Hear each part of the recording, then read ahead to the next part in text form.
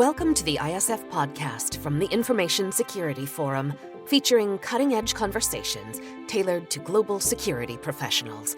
I'm your host, Tavia Gilbert. ISF CEO Steve Durbin speaks today with Matthew Doan, Senior Manager at BCG Platinion and Cybersecurity Policy Fellow at New America. They discuss growing your skill set and thinking creatively about what those skills include, finding deeper purpose in your work, and what the workforce of the future might look like. So Matthew, great to see you. Thanks for stopping by. I was really interested looking at your profile. You seem to be doing some really fascinating things. I mean, your background alone, working in things like US defense and intelligence communities, but now moving into being a cyber digital strategist at BCG Platinion, and also cybersecurity policy fellow at New America, looking at some of those sort of challenges of rapid technology and social change. It's a really varied and fascinating background. Tell us a little about how you got into that. Sure. I'll give you a little bit of the journey, try to keep it concise. So I'd say my professional journey has been one that's very self-discovery oriented, that's intensified a lot in the last few years. So going into college, I really had no idea what I wanted out of life. I found my way into business and computer information systems as a focus. And then after the dot-com fiasco in the mid-2000s, I went into technology consulting. And I've generally been there ever since in one way or another. Cybersecurity has been a common thread that's lasted that entire time. And obviously, it's become more important. Early on, I tried to be very technical, really live in the ones and zeros, and found that wasn't for me. So over time, I found ways to be relevant. And I'll talk a little bit about that. I spent a number of years at Booz Allen Hamilton. It was a fascinating globe-trotting experience. Like you said before, national security, US defense, intelligence, and then working with partner nations across the world was a really fun thing, looking at global terrorism and other aspects, and also some cyber. Over time, then I focused on leading what we called our global commercial strategy practice. That was really about taking military-grade capabilities for cyber and bringing them to things like connected and autonomous vehicles, digitized manufacturing, even things like where geopolitics meets cyber between nation states. So it was pretty varied and interesting. I'm with Boston Consulting Group right now, focused generally on some of the big digital transformations that companies need to go through, whether that's e-commerce or supply chain of some sort. But going back to that notion of self-discovery, over the years, I found this wrestling with conformity, where I felt that I was having to fit a mold as far as get these technical certifications, have these technology skills, and it felt very uncomfortable for me. So I started pursuing other learnings, going a little bit more widely, got a degree in international relations in a graduate college, started studying philosophy, psychology, neuroscience, and history. And most people would say, why are you looking at all that? That has nothing to do with cybersecurity or technology consulting. But I found my way, right? And over time, I was influenced a lot by the ancient Stoics, by American transcendentalism, like Ralph Waldo Emerson and Thoreau and others. And I started bringing all these things into my work. And people didn't know what I was trying to do, but it felt right and natural to me. Started building my value system, my worldview, and kind of bringing my consulting forward with these worldviews. And it's been different. It's been fun. I like to embrace who I am, not deviate from that. And where I've evolved beyond consulting is these days is I'm taking all those passions and those worldviews and working on building a community right now, what I'm calling developing mastery in digital leadership. So I look at all of the technical experts that exist today, whether they're in cyber or data science or UX design, and many of them actually want to be leaders, but they don't know how to elevate themselves and become leaders. So I'm beginning to teach them the mindset and skill set on how to do that. So I really enjoy that coaching aspect. So that's kind of my journey to date. Sounds great. I mean, loads and loads of parallels there. I'm sure with people listening to this thinking, if I'm working in a security role or perhaps thinking about getting into a security role, how do I do it? Maybe I don't have the right background. I think that sort of introduction there has hopefully put all of those prejudices to rest. One of the really big challenges I think that we do face in security today is this skill shortage, right? So I think in some of our research that we've done, we're looking at sort of more than 3 million people shortfall in terms of the skills that are needed there. And that requires us to look more broadly outside of that, requires us to go into different areas to really attract people into the profession. You made a comment there about working in a variety of different areas across a range of different sort of practice areas, different skill sets. What did you find the reaction is to people when you tell them that you don't have perhaps a traditional pure play cyber background, and yet you're teaching them how to be more effective? I could just put it that way. Oh, it's such a dichotomy, Steve. There's one camp of people that basically would tell me I'm wrong and you are not relevant anymore because you're pursuing all of these separate disciplines and you're not focusing on keeping your technical skills sharp. And some people wrote me off for that, even leaders at firms I've worked for. I didn't want to let that deter me though, because if I followed their lead, I'd be selling my soul and I wasn't willing to do that. So I said, I'm going to find a way to make this work. So as I would say, lead consulting engagements or mentor my team or just do general coaching for people that sought my advice or do some writing and blogging and those types of things, I would try to just bring it all and be like, here's what I'm about. Here's how I think these things can help you. Here's how you can take philosophy and use it in your day-to-day life.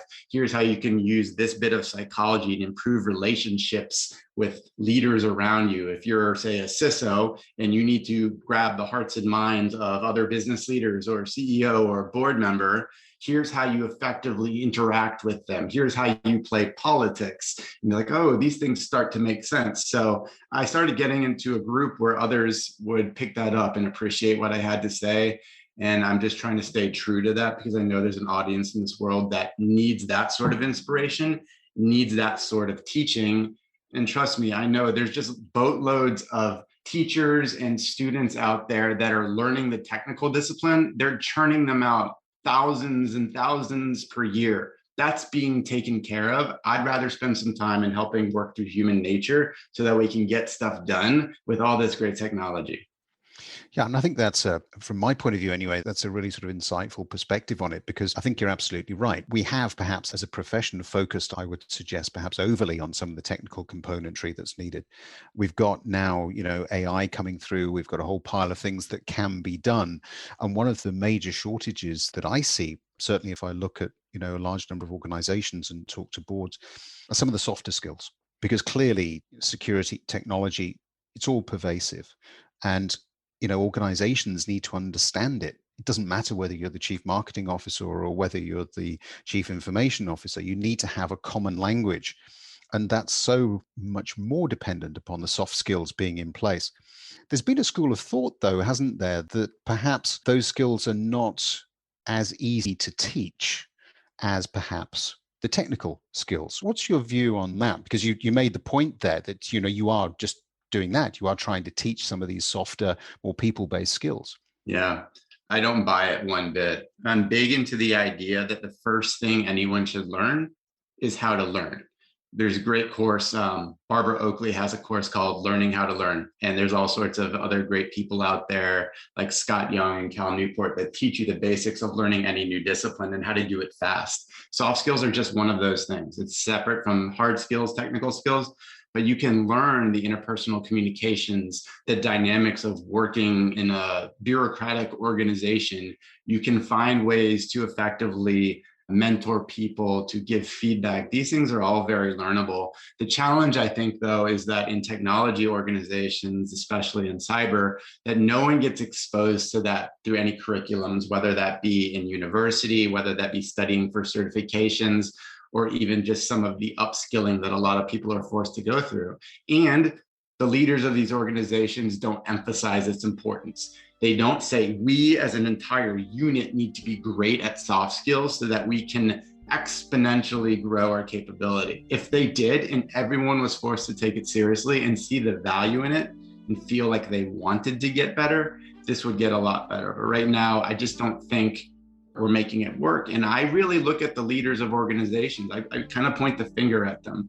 First, I want to make sure that folks that are like CTOs, CIOs, CISOs, or even just running smaller organizations, product management, that they truly understood the value of developing their own soft skills and then embodying that with their team and then making it something that excites the others, that really others want to develop it too. So I really point at leaders as being the crux, the ones that can make it happen. So, I'm sure we've got a number of those very people listening at the moment, and some of them probably sitting there saying, okay, but where do I start? I don't know how to change. I don't know what steps I need to go through. If Matthew's really onto something here and it gives me some form of advantage in whatever way, what do I do about it? Yeah, there's not been a lot of concentrated material on this. In fact, I'm actually writing a book on how to do just this for people in digital organizations because I see the need. Right. But generally what you see is all this general leadership advice that's feels very foreign and abstract. You've got Simon Sinek talking at you or some former CEO of company X talking about leadership principles. And it's like, how do I work with that within my technology organization? And then at the other end of the spectrum, you basically have corporate learning and development trying to give you some boring slides and you don't even want to be there because it's so painful. What I've found is that, especially since COVID, there's this new rise in ed technology and education technology that's very exciting, that I'd love to see companies and leaders support, that people go pursue these things. You start to see things like this massive rise in what they call cohort-based classes. It's coming out of Silicon Valley, where you can go learn a very targeted skill, like how do you be a masterful online writer? Or how do you get really good at feedback? Or how do you navigate corporate politics? Like there's some very concentrated skills that you can go learn. There's also places like mastermind groups that you could get involved in or even start on your own for free. I've seen some people do that. And then you can also look at general coaching programs, executive coaches, people that are experienced in elevating someone's personal soft skills and helping them move up the chain. There's just a lot of non-corporate methods that are available that I would love to see people pursue. And again, I'm sure people are listening to this thinking, well, that's all well and good, but how am I going to find the time for that? And frankly, at the moment, it's all going to be on Zoom or Teams or whatever it happens to be. And, come the end of the day, I've just had enough of it. I've had enough of the screen. How do we overcome that problem? Yeah, that's a big one right now. I've found that, and the best ways to implement any skill that you learn, this is not knowledge to you, of course, but after you absorb the content, you've got to go through practicing it. You have to apply it. You go from understanding to application to mastery. And to go through that process is a very deliberate thing. So if I were, say, a mid-level manager and I knew I needed to raise my communication skills, I would find someone to hold me accountable first off. Maybe it's the C-suite executive in my organization. Maybe it's the executive director who's a mentor. Like, all right, over the next 4 weeks, we're going to go through an experiment. We're going to put me through the ringer a little bit, and I'm going to test out being the leader of this group facilitated conversation or take on some other skills that are out of my comfort zone. And you're going to hold me accountable, and we're going to talk at the end of every week. And just getting some simple accountability mechanisms in place. Like I talk to my wife every night, like, did I hit the goals I had in my life, professional and personal? She's like, why didn't you? I'm like, all right, great point. But if we as humans don't have accountability mechanisms, we're lazy. We don't do it. Like that's the same reason you download a digital course and it's on demand, and only 20% of people ever do it because they're lazy. You have to find accountability in your life. That's why I say university systems with small groups still work, because we humans look to show each other that we're useful and that we're valuable, but left to our own devices, we're in trouble. So really getting accountability, I think, is the other piece. Requires a certain amount of bravery as well, though, don't you think, to put yourself out there? If you happen to be, let's say, stick with the example you gave, a middle manager, for instance, perhaps in a security function, who is really clear on what his or her job function might require and has all of the metrics around that. But then to step outside of that is a bit of a leap into the unknown for many, don't you think? It is. And here's the thing that I've seen. Say if you've got 100 technical experts, say in a cybersecurity organization, and they've got every certification you could ever want. There's maybe 5 or 10 of those people that would even want to elevate into a leadership position, to want to develop their soft skills, because many people are very content at just staying strong in their technical discipline. And we need those people. We need the distinguished architects, the level 3 threat hunter, the malware reverse engineer. We need all of those things. But the small set of people that choose to raise their hand and say, I want to be something bigger, I want to lead, those are the people that I think will find the bravery. And then we need to support those very few people to help their evolution. It's not going to be everyone at all. It's going to be a very small percentage. So hopefully it'll be the catalyst as they raise their hand and they're willing to step out of their comfort zone. And then they need that support and accountability. A small number, as you say, but a very important component of that security mix, particularly as I look at security today. I'm always struck by just the importance of being able to manage successfully this intersection, the interchange, if you like, between technology and people. It really, to me, seems to underpin all of the components of success or indeed failure. If we get it right, then it works very, very well. Unfortunately, we're not that good at getting it as right. And we see that reflected in things like security awareness that perhaps doesn't quite hit the spot. We see it in terms of, unfortunately, in the industry, burnout, overwork, people not sort of raising their hands and saying, hey, there's either a better way of doing this, or we just need to take it down a beat or two so that we can all grab breath and go forward again, because it is a hugely demanding, hugely full-on space in which we work. What are the sorts of things that you have seen at organizations perhaps that you've consulted to that really would stand out for you as being examples of good practice in that space, where they've really managed to get, people and machine, if you like, working together in harmony? I love that. Yeah. And acknowledging where AI is going, we need to be more cognizant. I like to think about how humans always need to figure out how they seek higher ground from the machines, right? Because they're becoming more exponentially capable. You've got all sorts of automation. I'm not so much a dystopian person, but robots are taking jobs in some way, shape, or form, and we need to be cognizant of that and always find ways to level up. So what I've seen essentially is some leaders take certain CISOs. For example, they actually have conversations with their teams on like a quarterly or half-year basis to understand, what is technology looking like to us? How is it in our organization? How do we feel about all that we've implemented, what it means to our jobs, what it means to our own development? I've seen some very vulnerable conversations where people say, hey, I'm burned out. You guys are asking us to implement everything. I don't even see the value anymore. I can't connect what I'm doing to any sort of mission delivery that our business is bringing to the world. I'm so disconnected. So that's like one important finding that comes out. Other aspects would be like, hey, I just feel like I'm some monotonous robot building another robot. and I need more purpose. I need more understanding of how I can prosper, because I don't feel very value added.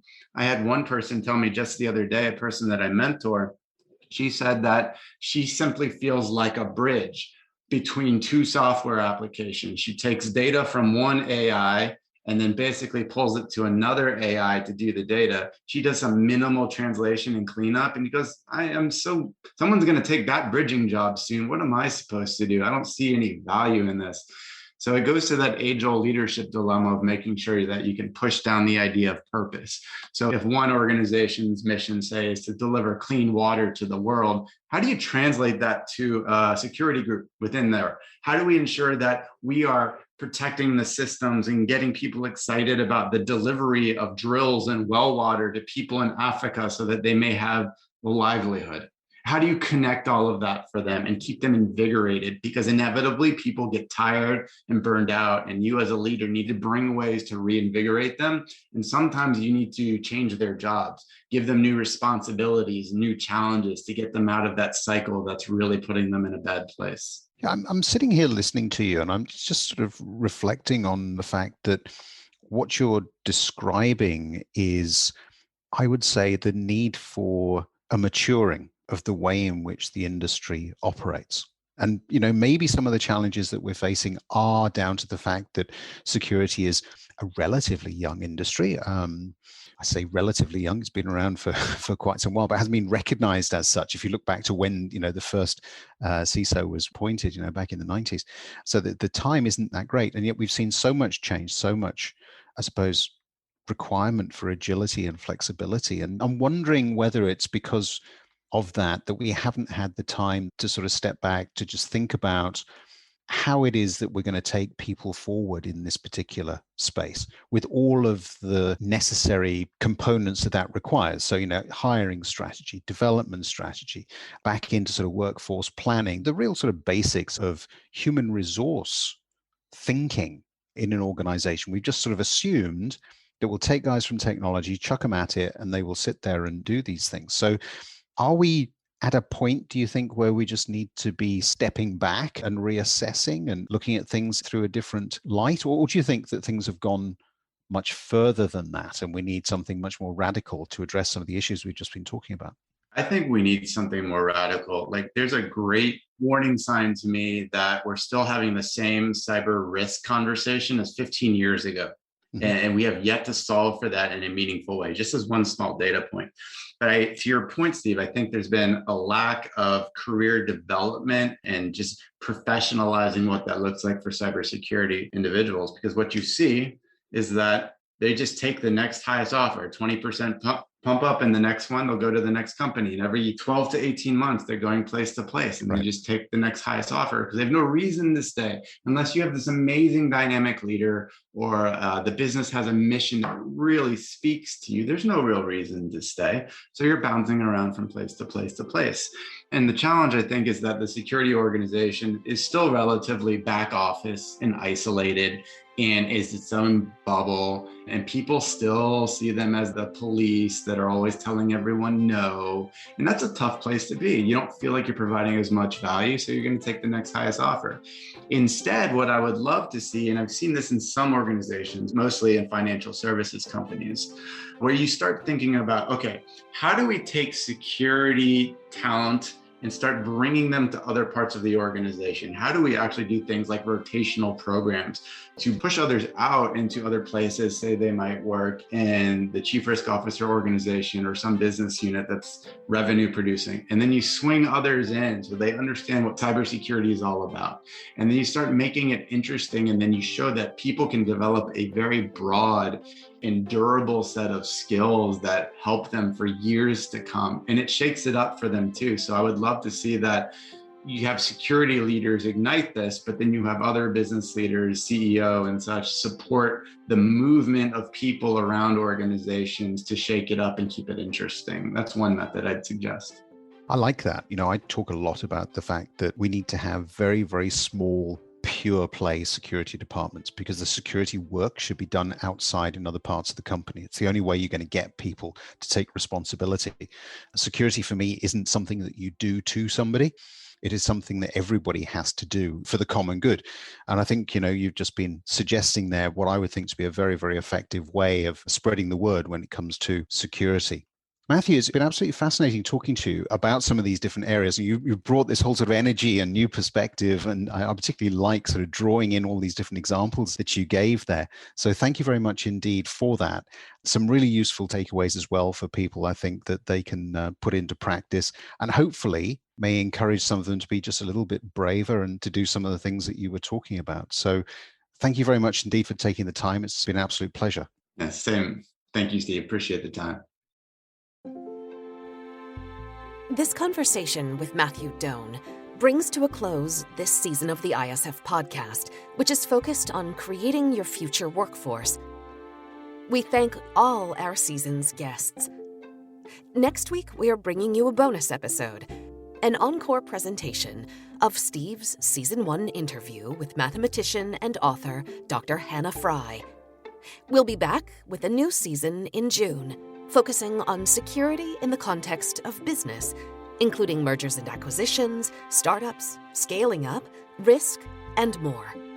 In the meantime, visit securityforum.org to suggest a topic or a question for the podcast, or to access our catalog of video and podcast episodes. While you're there, explore ISF's research, practical tools, and guidance related to discussions like these. You can find us on LinkedIn by searching CEO Steve Durbin or Security Forum. If you follow our audio feed wherever you get your podcasts, you'll never miss an episode. And if you'd take a moment to quickly rate the podcast and write a short review, we'd be grateful. The ISF podcast is produced by TalkBox and Tavia Gilbert. Music by Alexander Filipiak. Associate producer Katie Flood. Mix and master by Brian Barney. Thanks for listening.